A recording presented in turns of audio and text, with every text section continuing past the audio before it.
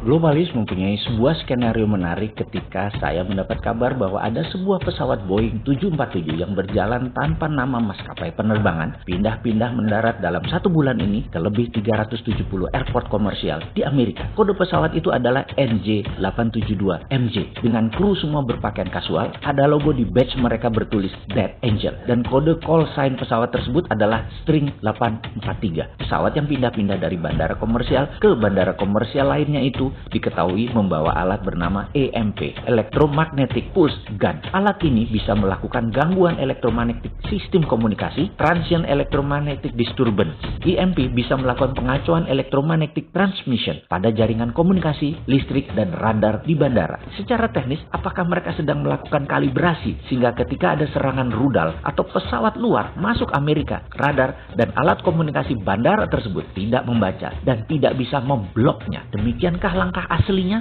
Ada pengkhianatan di dalam Amerika kayaknya. Apakah ini kerja Partai Demokrat untuk November Pilpres? Apakah ini kerja globalis cabal? Adakah hubungannya dengan kepakaran Johnny McKenty yang berjulukan Babyface Assassin yang baru saja masuk sebagai tim KSP West Wing-nya White House? Ada hubungannya kah? Johnny melakukan operasi membumi hanguskan Seven Sigma di Minneapolis baru-baru ini menjadikan dirinya orang yang sangat diperhatikan di dunia shadow walaupun usianya masih muda, masih 30 tahun. Seven Sigma adalah proyek globalis yang menciptakan human-like droid. George Floyd yang dibunuh kemarin adalah salah satu orang yang dirinya dijadikan cetakan banyak droid atau boneka robot mirip manusia. Jadi dia disengaja diasasin oleh globalis. Gitu ya? Sebentar kita jawab hal itu. Demi membangun ketakutan, globalis menggunakan kampanye menggunakan produk Seven Sigma ini. Ketika media globalis C, B, dan banyak lagi sengaja direkayasa meliput di rumah sakit korban COVID di mana terlihat banyak pasien sehingga rumah sakit tersebut kesannya penuh. Ternyata mereka adalah boneka droid ciptaan Seven Sigma. Berita inilah yang disebar di media globalis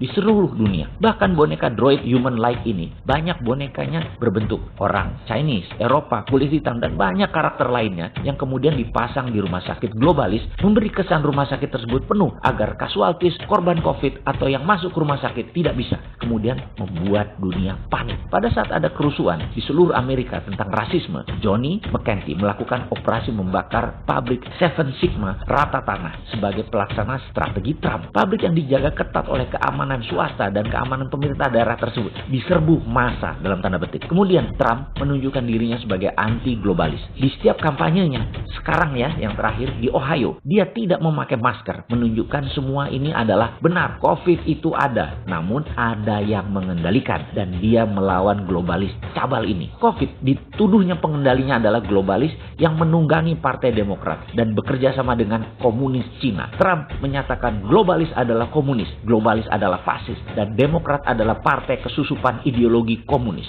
Seru. Inilah komentar yang ada di otak saya melihat apa yang menjadi tendang-tendangan antara globalis, Demokrat, WHO melawan Trump yang kakinya separuh main di Putin, di mana Putin juga memanfaatkan dua kakinya dengan satu kakinya lagi ada di Tiongkok juga. Rumit sekali mainan mereka. Langkah-langkahnya sangat agresif, bukan klasik. Kalau Bobby Fischer, Karpov, sampai yang sekarang yang jagoan catur Magnus Carlsen dibandingkan langkah catur dunia nyata para globalis versus nasionalis ini, elo ratingnya jauh tinggi globalis dan nasionalis ini. Grandmaster catur jauh di bawah. Kalau pemerintah Indonesia nggak tahu, kamu pikir sendiri. Oke sahabat, kalau ingin menjadi negarawan kelas dunia, pahami setiap langkah mereka setiap harinya. Bukan hanya langkah Putin, Xi Jinping, Trump, namun juga langkah India, Jepang, Filipina, Singapura, Thailand, Vietnam atas perang di Laut Cina Selatan ini. Perang di mainland China, Uighur, Hong Kong, di perbatasan dengan India, dan bersitegang dengan Jepang. Semua di wilayah Tiongkok harus diperhatikan. Serta civil war di homelandnya Amerika. Kita harus perhatikan. Dan kita Indonesia harus ambil peluang semua ini untuk Indonesia menjadi juara.